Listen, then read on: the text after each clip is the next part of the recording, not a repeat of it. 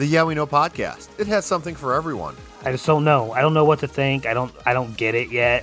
Read your history books, Chris. You're older than all of us on this podcast. Dudes always get squashed in their hometown. That's the way it goes down in professional wrestling. Edge is from Ottawa, and he got his ass handed to him last night on Raw. I mean, it feels like there's this inside thing that I just not aware of or understand. That is a perfect day one WrestleMania opening match. The Yeah We Know podcast. 3 guys who can't wrestle, who can talk, in their basements. Hello, Internet. The Morgan You Know Podcast Network presents Balls and Brew. Welcome in, friends, to another edition of the flagship sports podcast here on the Morgan You Know Podcasting Network. I am your affable host. My name is Rod Morgan.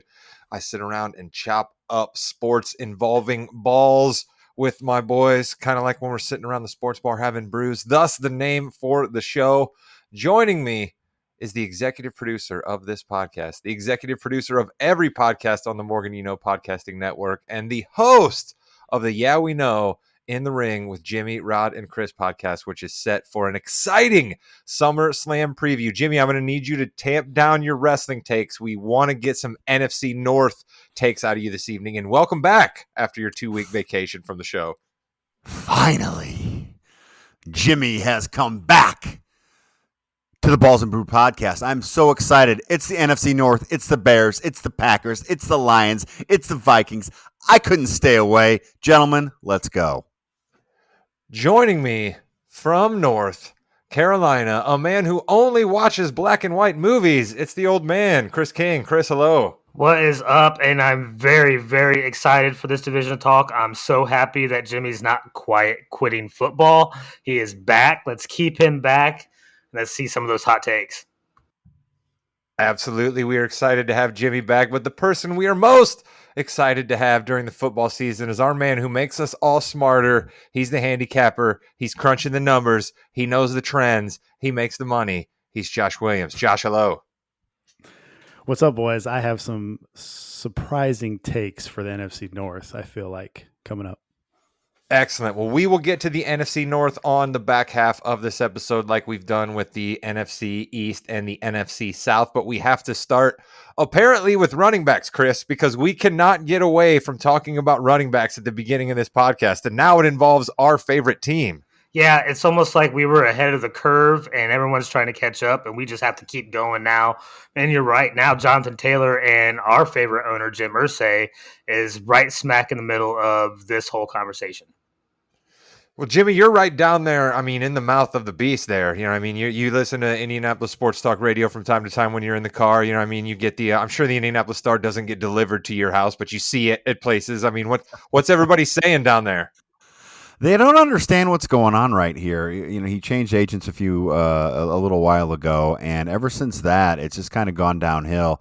We understand the running backs have a huge they're in the news right now for a lot of things, but here's the thing. 18 months ago, number 6 in the NFL MVP voting, had an amazing year. That was 18 months ago. Last year, didn't do too much. People are upset. He needs to get back. He needs to get going. There's a little good vibe around the Colts, and this is really taking it down to start the season off. Williams, who do you side with on this one? Do you side with Taylor here like you have every other time about the running backs, or are you almost maybe sort of with the Colts here? Like, hey, bud, you got one more year in your contract and you were kind of hurt last year. Like, this is just is what it is. Where are you at on this one? It's just like I said last week, but when both sides are right, the system is wrong. And we know that Irsay is crazy, but he's right on this one. Like nobody's going to pay that amount. Nobody's going to pay $16 million for JT, and I think JT's awesome. I think last year was an anomaly. I think the O-line was more hurt than what they gave off, and I think JT is going to be awesome for the next 2 or 3 years, hopefully longer than that for Colts fans. But yeah, it is what it is, man. I mean, Nick Chubb's only getting $12 million a year, so JT to ask for that is kind of ridiculous, but I get it that he wants his money too. And the agent needs to not negotiate over Twitter. I mean, the agent is really dropping the ball here. So yeah, the whole thing is just kind of weird. The whole I don't have a back pain issue, and like that was weird. And yeah, it's just a weird situation that hopefully clears up before the season starts. You touched on something, Williams, and I'm going to have to kind of agree and disagree with you at the same time. I don't think JT is necessarily right 100% in this case. One thing about running backs and some of these top tier running backs, like a Christian McCaffrey, let's put him out there. They do every aspect of a running back's job well. They block, they run, they catch passes out of the backfield. Realistically, JT only does one of those things great, and that's run. He's an average at best blocker, and he's an average at best pass catcher out of the backfield. So that alone would make me not believe that he is worth that top tier type of dollar. I think maybe he can make a case that he's worth more than the $4 million he's making, but not 16, let alone 12. Jimmy, we know that our guy Ursay is a collector, right? He's got a lot of rock and roll guitars. He's got a lot of things. Do you think he possibly has a flux capacitor and some plutonium to be able to construct a time machine for Jonathan Taylor to go back in time and be a feature back on a team that wants to pay him $16 million? Because I don't believe there's any scenario in the world where Jonathan Taylor's going to get what he wants here.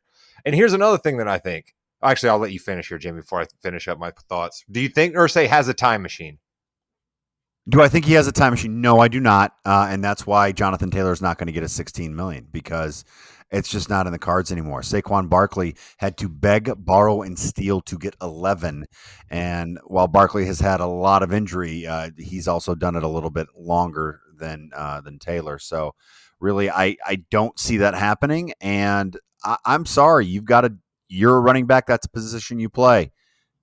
Try out for wide receiver then. Go for it. What do you want? This is what you're going to do. I think that you guys have handled all of the analysis of this particular situation well. What I want to do right now is something that I do very well, which is pat myself on the back. And for a couple of years now, I've been trying to remind Colts fans of the narrative that is actually the true Indianapolis Colts. Okay. We had Bill Polian, one of the great minds in football, roll through our organization for a while, and it certainly helped the Colts out. And we had one of the great quarterbacks in the entire history of the NFL roll through Indianapolis, and it helped the Colts out. But if you look at the rest of the Indianapolis Colts history, it is littered with crazy ass stupid decisions by Jim Irsay. We will continue to be plagued by this problem no matter whether Jonathan Taylor gets his money, doesn't get his money, somehow magically gets traded for 3 draft picks. It's not going to matter. The Colts are only going to go as far as Jim Irsay lets them, and he is making more and more crazy decisions. He's doing more and more GMing and owning by Twitter. That's not where anybody wants to live. Or excuse me, X. I apologize. Twitter doesn't exist anymore. I have been telling you people the Colts were propped up by a Hall of Fame general manager and a Hall of Fame quarterback. Other than that, they are an also ran franchise, and Irsay continues to prove it to this day. I don't know if there's anything else to say. Williams, do you have any last retorts before we move on to the NFC North? No, man, you summed it up there. Let's go NFC North. All right. We will now go to talk about a division that hopefully has some competitive teams this year, right? We've had some years in the past where the NFC North has been littered with some teams that haven't been all that good, right? Unfortunately, Mr. Williams and Mr. Jamriska's favorite team has been a team that hasn't been knocking on the door much these last couple of years. So we will move to the NFC North and discuss what we think is going to unfold for that division this year. What's different? We should start with, that's the first thing we need to start with. And we're going to start up in Minnesota, because that is one of the few things that's not different, okay? We have the same coach coming back up in Minnesota. We have the same quarterback. We just don't have the same running back. The Minnesota Vikings. Mr. Williams, what do we need to know about with Minnesota as we get started? Okay, so I've got a ton of trends here for Minnesota, and they're all trending negatively. So here we go. In the last 5 seasons, there have been 47 teams that won 6 or more games by 1 score or less. Of the 37 prior to last season that did, only 7 have improved the next season, with the other 30 dropping off by 2.7 wins per year. There are 10 teams affected by this. Minnesota is one of them. None of the 36 teams in the last 30 years that won 13 games or more and didn't make it to the Super Bowl improved their one-loss record the follow-up season, and only 4 equaled that prior win total. The average win decline with those teams was 3.78 per season. 3 teams fit this criteria. Minnesota is one of them. Another trend in 2019, Seattle's 10 close wins, defined as 8 points or less, were the most by any team in the NFL over the last 31 seasons. In that span, the 33 teams that managed 8 or more close wins combined for an average decline of 2.9 wins per season. 2 teams fit that criteria. Minnesota is one of them. The other, by the way, is the Giants. We took the under win total, one of our best bets a couple weeks ago.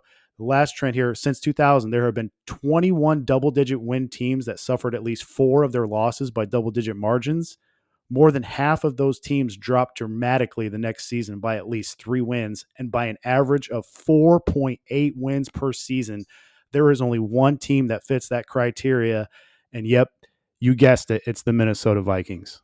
Every week we hear Williams bring the hard cold facts, and he continues to just blow me away.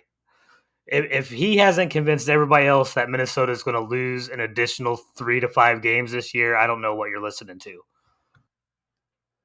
Here's the question I have, though, about the Minnesota Vikings. Jimmy, I'm coming to you on this. Do the Minnesota Vikings want Kirk Cousins to be their quarterback? No, they don't. Of course they don't. They then have that to has have to him be their affect how quarterback. it has to affect how good they're going to be this year, right? If they're going to be moving on from Cousins and they don't want him on the team next year, it's got to affect how good they are this year, right? Like Williams can talk about all those great numbers and Chris can prop them up like he did, but the NFL is so much about the quarterback. And if they don't want the quarterback and don't believe in the quarterback, that can't spell good things. Well, but Kirk Cousins is the perfect quarterback if you want to live in mediocrity. He really is. He's going to win you between 8 and 11 games every year, and that's what you're going to be. You're not going to be bad enough to get one of those top picks in the next year's draft, and you're not going to be good enough to go anywhere in the playoffs because you have Kirk Cousins as your quarterback. It's a double-edged sword. Where do you want to live? They've chosen to live in the middle.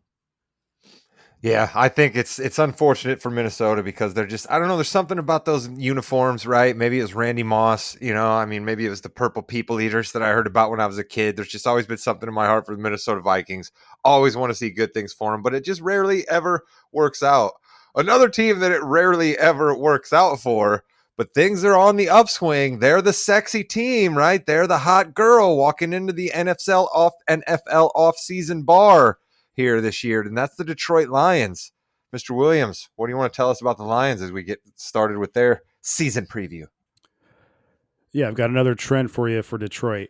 Only 2 of the last 32 teams since 2006 that won 6 or more games than the prior season improved in the follow-up campaign with an average season win drop of 3.09. There's only 2 teams affected by this, and yes, one of them is Detroit. Now, there is some good news with Goff. Actually, Mahomes, Burrow, Josh Allen, Herbert, and Aaron Rodgers all threw more interceptions than Jared Goff last year, if you can believe that. The Lions added a gifted, do-it-all running back, Jahmyr Gibbs, and David Montgomery from the Bears. But don't forget, this D last year was last in total yards per game, last in yards per play given up, and next to last in yards per pass attempt, and 4th worst in rushing yards allowed per game. Total D was 2nd worst in the league, only better than the Bears. And Detroit took 65% of their snaps trailing in games last year. And yet, if you read Joe Public, they're almost like guaranteeing that this team is going to take the next jump. I think it's just because we want to root for the Lions, right? But Goff had the 3rd lowest pressure rate against him with the help of that O-line, but yet was ranked 26th in catchable ball percentage and 25th in on target throws. Still, the Lions trailed that much last year. So that's a huge red flag to me that going forward for the Lions in 2023. Chris, you speak Williams pretty well. He doesn't really like the Detroit Lions, and I know you like to talk about defense, whether we're talking basketball or football, and those stats have to be worrying to you as well. Well, let's be honest here. The NFC North did not have a good defense in that entire division last year. Detroit, Chicago, Minnesota, and Green Bay, to a lesser extent, were all horrible defenses. But of all those teams, Detroit did the most to improve that defense. And they had a couple rookies last year that really came on in the second half of the season. All right. Second half of the season, and actually we'll go to the last 10 games of last season with Detroit. They went 8-2. Jared Goff, 2,500 yards passing, 17 touchdowns, and only one interception in the last 10 games. He only had 7 interceptions for the entire season. They will need to get off to a hot start, especially since Williams is suspended for that first 6 games, their downfield threat. But St. Brown is a legitimate beast on the field, and he is going to move the chains just like he did last year. And Dan Campbell and Ben Johnson is probably running the most efficient and exciting type of offense in the NFL right now. The way that they are using play action and the run game to just be able to get anything done in the passing game is beyond impressive. I don't see them taking a step back this year when all they've done is improve, and they have still one of the best offenses in the league. Williams, what do you think it was that helped the Lions almost make the playoffs last year? You talked to us so often last year about that luck stat. The actual name I think you used of it last year has escaped me. But I mean, is that what you're essentially telling us, that the Lions did it with a little bit of smoke and mirrors last year, and you're seeing a regression out of them? Is that how I'm to interpret the trends you were giving us? I mean, not exactly. They weren't necessarily lucky last year. I think they had some good coaching. I think Ben Johnson's a really good play caller. I'm just saying that they were 6th on offense last year in EPA per play. How much do we really think that Jared Goff is going to improve? I mean, there's probably a better chance that he gets worse than improves. Like I said, Jamison Williams out. They have the 4th most vacated targets this year after losing Swift, Chark, and Hawkinson. So, and I feel like the Joe Public is really on this Detroit team, and whenever everybody's on this team, that scares me. Being a public team, and I think the public just wants to root for the Lions because they haven't won a division title in 30 years. Let me ask you this, Williams. Of the 4 quarterbacks in this division, though, who do you trust the most to lead your team? A couple of unprovens, or a Kirk Cousins, or Jared Goff?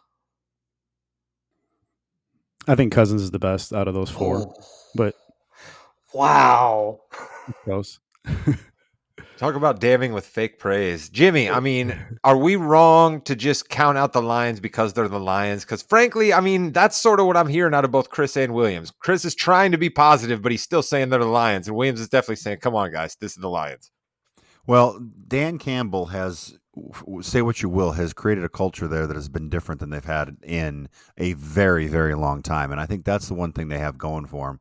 People love to play for the guy, run through a wall for the guy, and he's just there that they're never going to give up. They're going to fight till the very end. That is the one thing, if you're a Lions fan, that you can hold on to. They've upgraded a little bit on the offense here and there. Defense, another year, we'll see what happens. But I wouldn't count them out just because they're the Lions, but they are still kind of the Lions, aren't they? Yeah, spoiler, I'm counting them out because they're the Lions. All right, I don't know why the handicapper Josh Williams wants to get to the Bears 3rd and not just have them be the cleanup hitter of this division, but I was sent a request, and I am a magnanimous general of the people, and I will do what my underlings ask me to do. So, Williams, go ahead with your thoughts on the Green Bay Packers. Did you notice my little underhanded digs there in my way of throwing that question out to you? And how he changed it up on you, too? Yeah. Oh, actually, no, the Bears, excuse me. Packers are supposed to be cleanup hitter. Excuse me. Bears. Talk about your Bears.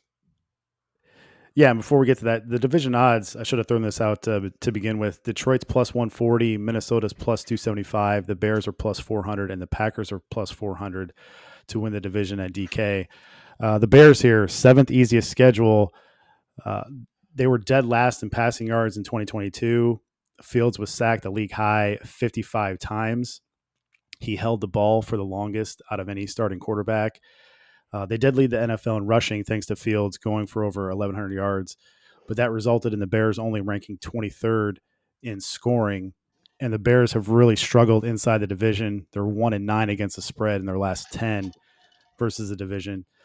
And here's a stat that worries me as a Bears fan. Fields had an aggression percentage of only 9%. That was the lowest in the league. What that stat represents is passes to receivers where the nearest defender is within a yard or less. So he was throwing to more open wide receivers by choice than any other quarterback in the league. However, his catchable pass percentage was 45th out of all quarterbacks with that stat. There's only 32 teams, boys. 45th is not great. So he has to get the ball out quicker, I would say by half a second. And that's going to be a challenge, though, because Brandon Thorne, the O-line grading expert, has the Bears ranked 26th on the O-line. Now, I actually think they're better than that run blocking, but every single one of the offensive linemen are better run blockers than they are pass blockers. So that worries me as a Fields fan. If there's going to be pressure, his eyes are going to drop and he's going to start scrambling. So, and he's got to stay healthy too. He's got to learn how to slide better. So big, huge question marks for Fields going into this year. Jimmy, you took 2 weeks off preparing for this take. This is your team. All right. You were little Jimmy Jamriska playing football in the backyard, wearing Walter Payton jerseys. The Bears are your squad. You have a Bears shirt on right now. Actually, I'm not sure if it is or not, but it sort of looks like it's Bears colors. What's your Bears take, Jimmy? I can tell you need a new monitor. It's Ohio State colors, but that's okay. Listen, Bears are going to win the division. I'm all in. So I apologize to all Bears fans because we know how good my predictions are. But here's the thing. Fields ran for his life last year. Didn't really have any good receivers to throw to. He's got a number one receiver right now. Okay, fine. If you want to say he's a 1B, whatever. Still a fantastic receiver. That brings everyone else down a notch. Have a pretty good core there. Running game, we'll see what happens there. Offensive line, they're young. They can get there. They're going to win the division. Fields is going to have a superior year this year. I love him. I think it's great. My money's all in on the Bears, and I am a pessimistic person. Go Bears, go. I'm going to hold my Bears take until Chris King. Go. Let me tell you, this is one reason why I love this division. You see the passion and the fire that came out of Jimmy right there for his Bears. That's one thing this division has is some of the best fans in the NFL. There are nobody more passionate than Packers fans, Bears fans, Vikings fans, and even Lions fans, because you got to be passionate to follow a losing team. We all know that being Cubs fans. I am torn on the Bears, Rod. I don't know if they're still inept or if they are absolutely genius. How in the world did they get their fan base to be so excited and so pumped and get highlight reel plays every week and still end up with the number one pick in the NFL draft? Are they genius or did they just get that through dumb luck? Man, I'll tell you what, Chris, you are coming along as a podcaster. Like that was A+ work right there. How you trolled the Bears sort of in the way of asking that question. That was just A+ work right there. It's crazy to me. Listen, Fields is an exciting player to watch. I don't know if that's enough for them to win this division. I do like DJ Moore. He's a good receiver. If Fields can't hit him when he's open, though, what does that do? It's tough for me to believe in the Bears yet. I kind of hope that they prove me wrong, but I still see at least two teams better than they are in this division. All right, Williams, there you go. You heard Chris right there. The Bears are going to have trouble if their number one wide receiver doesn't catch passes. Dynamite stuff out of Chris right there. Williams, what do you got for us on your Bears now after your opening thoughts? Okay, so this is my best bet right here. I think the Bears are actually going to win twice as many games as last year. The problem is that's only 6 wins. And DraftKings DraftKings has their win total at 7.5. That's my best bet for the division, boys. I hate to say it, being a Bears fan, but it's under 7.5, and it's plus 110 on DK. We're supposed to expect this Bears team to jump 5 wins. I mean, they were pretty fortunate to beat Houston last year. They beat the Niners in an absolute monsoon, and now they're going to win 8 games. I mean, they improved the defense a little bit, but I don't see a 5-win improvement by the Bears this year. All right, I held my Bears take till now. Jimmy, you slide dog, you. I am absolutely with you. Every year in the NFL, a team goes from worst to first. Why not it be the Chicago Bears? Fields is exciting. Come on, let's go. We'll always remember the way they thrilled the nation in 2023, 2024. Let's go, Bears. First place in the division. Jimmy, you got there before I did, you sly dog. Why not us? That's my philosophy. Why not us? Let's go. Who's got it better than Bears fans? Absolutely nobody. I'll tell you somebody who doesn't have it better than the Bears, in our opinion, for the first time in a long while, and that's those cheeseheads up in Wisconsin. Williams, what do you got on the Packers? Yeah, they face the 5th easiest schedule in the league. Ironically, the Packers have drafted 8 wide receivers and 2 tight ends in the past 2 drafts. Now that Rodgers is gone, that's kind of funny. 7 out of the last 8 first-round picks have been spent on defense. Iowa edge rusher Lucas Van Ness is hoping to improve an already good front 7 with Kenny Clark and Rashawn Gary. The Packer above average at cornerback also with Jair Alexander and Rasul Douglas.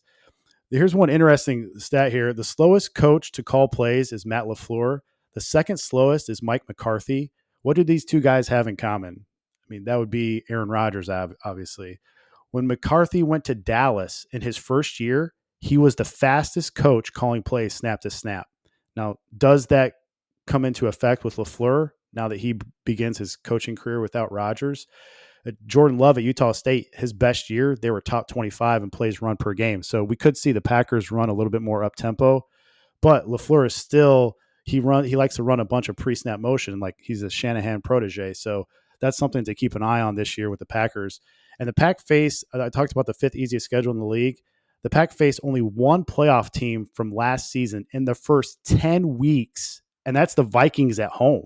And we all kind of think that the Vikings are frauds or they're going to regress by 3 to 5 wins. The Pack are 12-5 against the spread in their last 17 hosting the Vikings. So if we think Minnesota is going to regress by 3 to 5 wins, that's about 8 or 9 wins. If we think Detroit has reached their ceiling, that means that they're about in the 8 or 9 win range. I think the Bears are going to double their wins. That's about 6 or 7 wins. Who does that leave to win the division? I'm taking it. Best value bet in the NFC North, Packers plus 400. I think they can get to 8 or 9 wins, maybe 10 with Jordan Love. That's my best value bet in the division. So I can't believe that you would say that. Like, give us 1 year, Williams. Just 1 year, please give us that. Okay. I love it's like 8 wins is going to win the division. I don't think they're going to be that bad, guys. Come on, Rod, help me out here.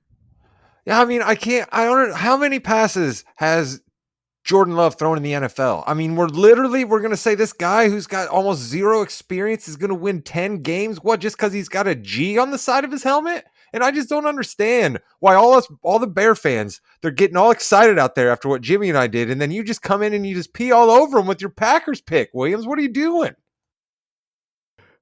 I'm trying to jinx him. But I mean, everyone thinks. So here's my take on this. Everyone thinks that Jordan Love stinks.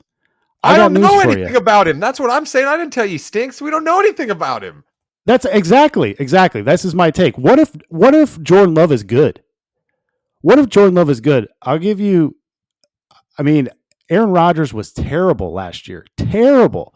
And the Packers were 1 win away from winning the division. And now Jordan Love steps in. Reports are he's been connecting with all those receivers at training camp. They have no pressure on them. The Packers have no pressure on them. You're giving me good vibes. You're giving me Ewing theory here. Everybody in Green Bay hated Aaron with his ayahuasca and his sage and whatever other weirdness he's up to, right? Everybody hated him that much that now all of a sudden they're going to be dancing around singing Kumbaya in Green Bay, and some guy with the last name of Love is going to be the leader of the Love train. Yeah, we're going to have to call Williams out on this training camp take that he has, because we just saw Jordan Love come out and say we're not on the same page on offense. It's came out that the defense has won every competitive competition in training camp so far. The offense hasn't won once. That's not necessarily good signs you want to see. And if Love is really hitting those receivers, like you say, I would think they'd be a little bit more successful in camp. They'd be a little bit more on the same page.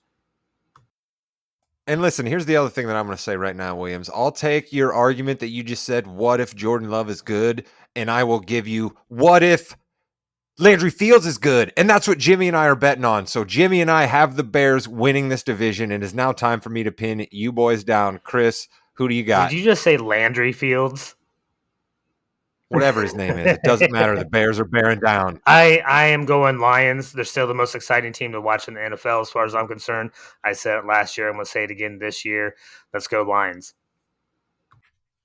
And Williams, are you official picking the Packers, or was that just another one of your, like, this is a great value plays? I mean, if I think the Packers, Vikings, and Lions are all right around that 9-win spot, why wouldn't I take the Packers plus 400 best value? I know it's a long shot, but I don't think it's as long a shot as what everyone thinks. This division is wide open, and I think the Packers can win it with no pressure on them. Jimmy, let's go. You and me riding arm in arm with the Bears all season long. Can you believe it? Who would have thought, Jimmy? Who would have thought Landry Fields would be taking the Bears all the way to the Super Bowl? Justin Fields, is that his name? Yes, is that who I yes. need to be rooting for? Landry Fields is the ex-New York Knick, right? I always got basketball on the brain. Yes. I will say. All right, since I got basketball on the brain, I should probably get us out of football here. I Chris, was go going to say, ahead. I think it's funny that we heard Williams say Kirk Cousins is the best quarterback in the league. He won the division last year. They had 13 wins last year. None of us are picking them to win the division this year. He didn't say Kirk Cousins was the best quarterback in the league. The division. He said in the division. I meant the division.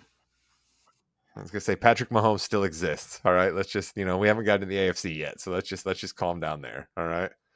That is all for this episode of Balls and Brew. We will be back next week to take care of the final NFC division, the NFC West. Williams is 49ers. Jimmy was all fired up this week. I was fired up about the Bears. We all know that Williams will have himself lathered up in gold nuggets and old prospector hats and whatever else 49er fans wear, Joe Montana jerseys, whatever else 49er people do, Kyle Shanahanites. Williams, you'll be excited next week, right? I could have another surprise for you next week. Oh, wow. Look at you. You're teasing now? Man, you've come a long way. What is this, like our 4th or 5th season now doing the NFL? He's come a long way, folks. We absolutely love to see it. Make sure you keep listening to this particular podcast network, this very feed right here. We're going to have SummerSlam picks for you. Hey, still a slow season. NFL's not going. Basketball's over. Who cares about baseball? Come over. Watch wrestling. SummerSlam from Detroit this weekend. It's going to be a great time. Me, Jimmy, and Chris will help steer you through it. And then we have, finally, after some troubles with the internet and after some troubles with scheduling, we got the 90s rock band bracket ready to give to you. We came up with the best 90s rock band. Jimmy, can you believe it? We did it. It took a very long time to figure this out, but we did it. It's the perfect pick. No one's going to disagree with anything that we say. Yeah, exactly. That's the reason you put brackets together, is because everyone's going to 100% agree with everything that you said. Just like Chris, I agree with everything you have to say, especially this last part. Goodbye, Internet.